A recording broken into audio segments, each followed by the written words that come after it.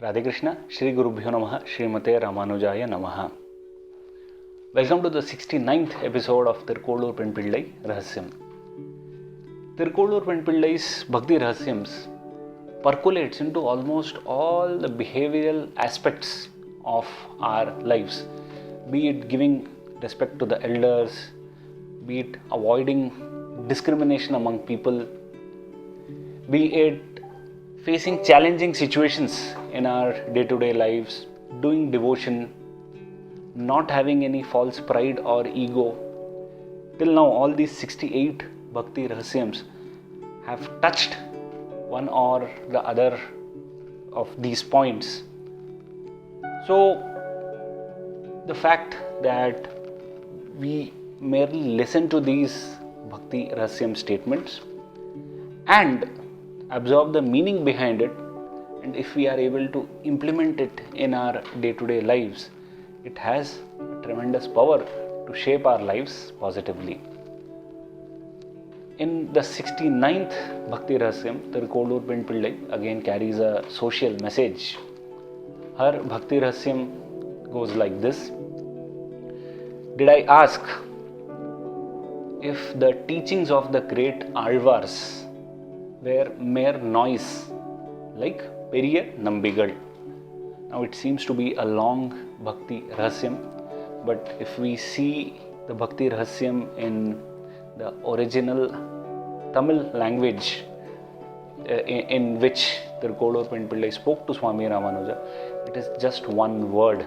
The Tamil corresponding statement goes like this: Kadalosai endreno Periyanambigalai pole. That's it. Now, to explain Kadal Osai, I had to expand a lot of words in English, saying that, did I ask if the teachings of the Great Alwars were mere noise? So, that is the beauty of all our native languages, in which thoughts can be expressed so beautifully within one single word or maybe a combination of short words, whereas to translate and get the message in a foreign language, it takes certain amount of effort. So coming back to the Rahasyam, Periyanambigal, he is the great Mahatma, the great devotee, the great saint with whom Thirukkolur Penpillai is benchmarking. So Periyanambigal was one of the spiritual masters of Swami Ramanuja. Just for information, Swami Ramanuja had 5 different spiritual masters from whom he learnt various aspects of devotion. He got intellectual wisdom. So there were 5 such masters, and one of them is Periyanambigal. Periyanambigal was actually instrumental in getting Swami Ramanuja into the fold of Sri Vaishnavism tradition.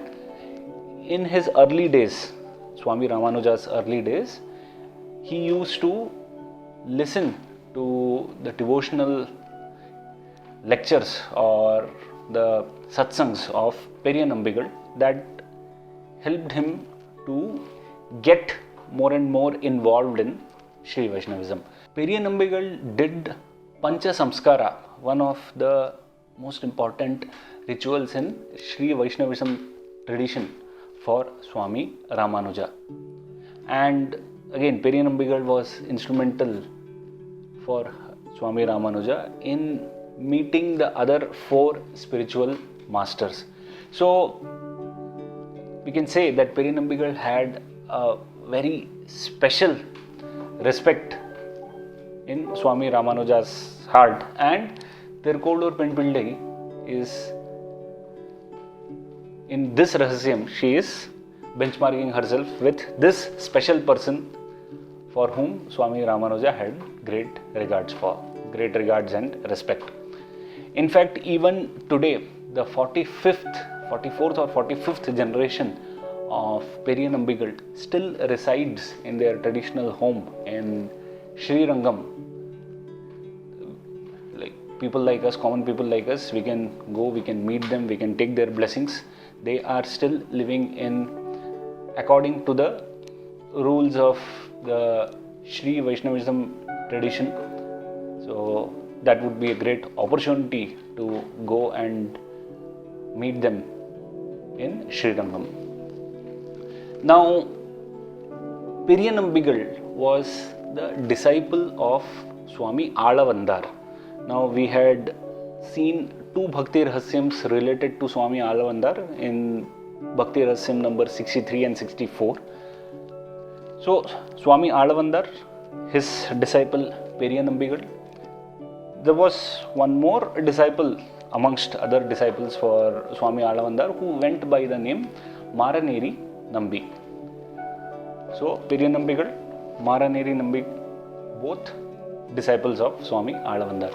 Now, Maraneri Nambi, in one point, in one phase in his life, he gets cancer, the disease, and he suffers tremendously. Now, in those days, medical science was not that advanced with cure for cancer, so we can imagine the pain Maraneri Nambi would have gone through while suffering from that disease. Now, Periyanambigal had special regards for Maraneri Nambi because Maraneri Nambi was a great devotee. He had surrendered himself to his master Swami Alavandar as well as to the Lord.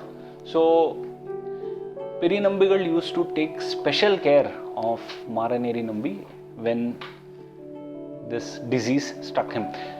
Especially so because even the relatives, the blood relatives of Maraneri Nambi had abandoned him. So they had struck off all their ties.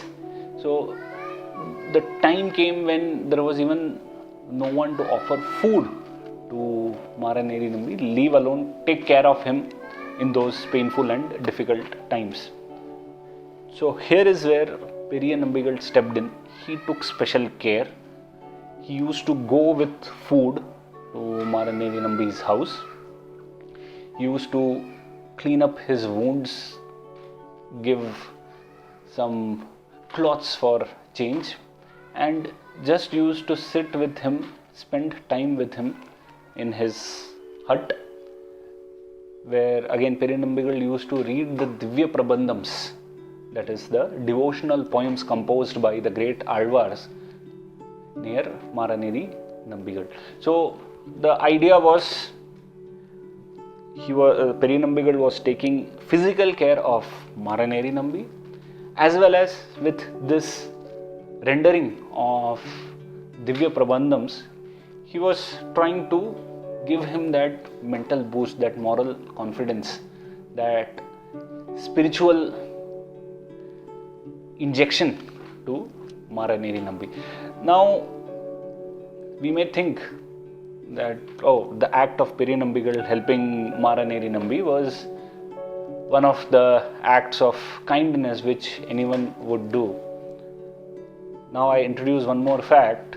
Now, Maraneri Nambi belonged to the so-called lower class, whereas Periyanambigal was from the opposite. The incident which we are talking about is dating back 1000 years, when caste system was the backbone of whatever people did.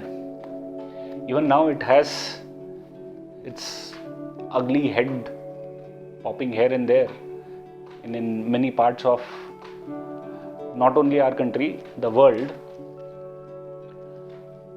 But to think about something where a person from the so-called higher class would go and do service to a person from the so-called lower class thousands of years back is unthinkable. So for this only, great salutations to Periyanambigal for doing this service and leading by example. Now, just a small deviation here.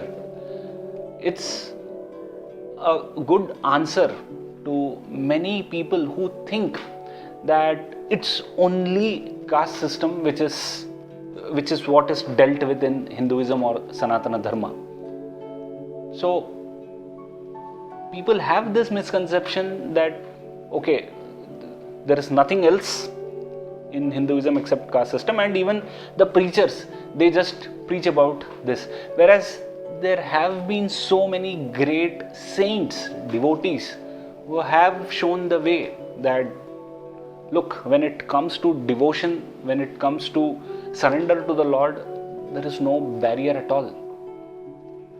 So, all these stories of our great saints where they called out caste system openly, they actually practiced what they preached. All these are very inspirational for us. We should learn by these examples and we should also imbibe these principles. So this story is a great answer to all those who question about, where are those preachers who call out the caste system in Hinduism or Sanatana Dharma. This is just one example. In fact, in Swami Ramanuja's life, if we see, there are countless examples where he has called out caste system. In fact, 4 or 5 episodes back, we saw the episode of Nallan Chakravarti, which again spoke against the discrimination which happens in the name of caste. So, coming back to our Bhakti Rahasyam, here Periyanambigal does great service. Maraneri Nambi is now, he is moved by this. He feels that even when his relatives abandoned him, this great Mahatma, this great saint is here to take care of me. So, one point comes when Maraneri Nambi thinks that his end is near. He is now going to attain the feet of the Lord. At that point in time, he requests Periyanambigal that once I breathe my last, please don't hand over this dead body to those blood relatives. If you only could do the final rites for my dead body, I would consider that as a great blessing. So, moved by this, Periyanambigal promises that he would do so. And as time passes, Maraneri Nambi attains the lotus feet of the Lord, and Periyanambigal performs the final rites just like a son would do for his father. He did it happily. He had no qualms in his mind about these discriminations. But will the society remain quiet? Because these were against the so-called norms which the society has set, that the dealing between people of the so-called different castes should be according to what they have written, what they have misunderstood. So here was a person who did something different. So they started the gossips, rumors, all these are given importance. Other than doing devotion for the Lord, not to see any discrimination, people won't focus on all these positive aspects. Yet they would like to misread, misinterpret, just say that, okay, this is from the scriptures, so misquote the scriptures. They will do all the negative things. It was there 1,000 years back, it is there even now. So when this happened, people started saying, they started talking among themselves that, well, why should this person do the final rites? He could have appointed someone else to do it. None could take that effort to understand the state of mind, the level of devotion, the level of the intellectual thinking which Periyanambigal had, not to see any discrimination. Now, when this happened, in fact, the talks percolated, because gossips and rumors don't take time to spread. So they reached even Swami Ramanuja's matam, Swami Ramanuja's ashram, where even his disciples started talking among themselves about this act of Periyanambigal. Now, Swami Ramanuja was pained to hear about all these ill talks about his spiritual master. So he felt he should let his disciples know the truth and how great Periyanambigal was. So he took a big group of people in his ashram, his disciples, everyone went to Periyanambigal. There, Swami Ramanuja, pretending that he also was against the act of Periyanambigal, though he was not, but this was an act, this was a drama which he played. So he asked Periyanambigal, "Oh Swami, why did you have to go and do the final rites of Maranidi Nambi? You could have very well appointed someone. That is what everyone is talking about, and even I have the doubt." For which Periyanambigal replies very beautifully. He says, "Oh Swami Ramanuja, the teachings of the Great Alwars, starting right from Nammalvar, they have only spoken about surrender for a devotee. That is, one surrenders before a person who is the devotee of the Lord. So Swami Nammalvar has spoken to great extent that we should become slaves of the devotees of the Lord." Then he quotes one by one the works of all great Alwars who had spoken against any discrimination, where the common theme is, if one were to be a devotee of the Lord, one who has surrendered himself or herself to the Lord, there is no question of seeing any discrimination by birth or whatever. So if I have done something for a great devotee, what is wrong in that? He thereby says, are all these great teachings of the Azhwars just mere noise? He goes on to say, like, if one were to go to a beach or a seashore, we would have experienced this. The sound of the waves coming in, due to the wind disturbance, when the waves start, it starts with an uproar, then they silence out as they reach the shore. So are these sound of the waves, the uproar, is that having any meaning? No, they are mere empty noise. They don't have any utility value. So Periyanambigal beautifully compares this, that are those great teachings just these like empty noise, mere noise of the waves?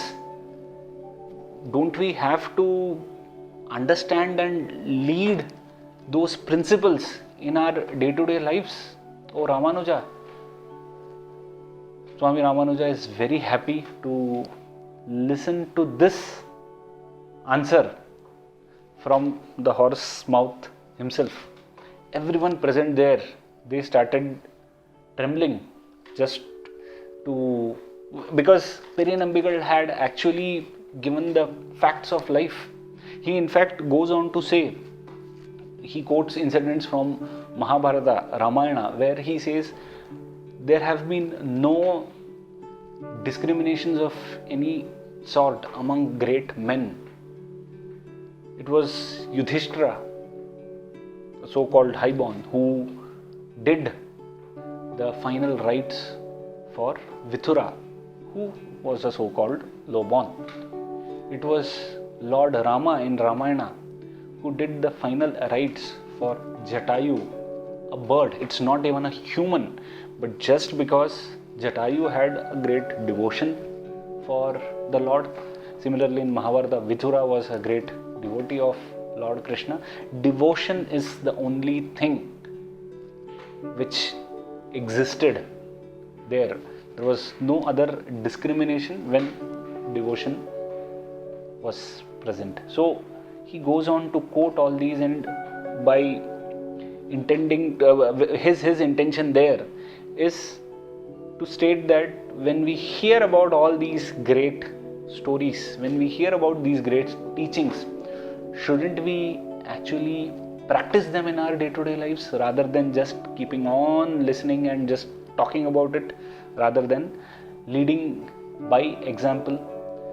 So that was a good lesson for all those devotees and disciples who were present there. So that made Swami Ramanuja also happy, that they could get it directly from Periyanambigal, the logic and the reasoning for his act, which these people were actually murmuring and gossiping about. So this is the incident which captures Thirukkolur Penpillai's attention and forces her to think deeply, that here was Periyanambigal who broke through all these differences and discrimination, and he had such a great intellect to actually go through the Azhwars teachings and actually practice them in the day-to-day lives. That is where sometimes we fail to practice what we read or hear. We hear a lot of good things. There is no dearth of spiritual information, and we hear a lot of these things. There are many great Mahatmas even today who are giving a lot of information, who are helping to create that spiritual awareness, light that spiritual fire within our hearts. We hear so many good things, we read so many good things, but are we practicing that in our day-to-day lives? Has our mindset changed so that whatever we read, whatever we hear, our actions go in line with what we have read or heard? The answer, it's in everyone's mind. Everyone knows if they are following it or not. If you are following what you are reading and hearing, that's a great thing. If not, it's time to introspect. So that was the content of our Bhakti Rahasyam, and the message here, like I have been integrating that throughout the Rahasyam, so it needs no separate mention, that again and again, like the Mahatmas have called out against discrimination of any sort, be it caste or be it on any other lines. The same thing we also need to follow in our day-to-day lives. We, for example, in our normal day-to-day lives, we very easily, a common misconception which comes as a person, if he is, say, poor, if he doesn't have money, or if he is actually doing some kind of work which falls in a day-to-day routine kind of activity, we look down upon that person as if we are doing a great job and that person is doing some kind of a menial job. So these are also discriminations which trickle in. So we may not be actively discriminating or differentiating based on caste, but the bias still exists in terms of, say, the levels of education, the monetary levels, the social economic strata of the individuals.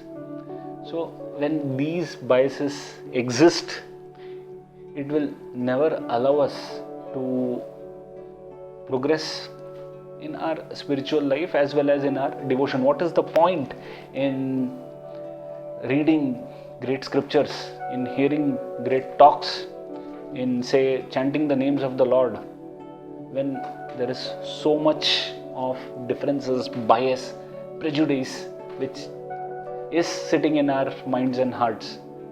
So try to break all of these negative emotions and let's try to progress in our spiritual lives.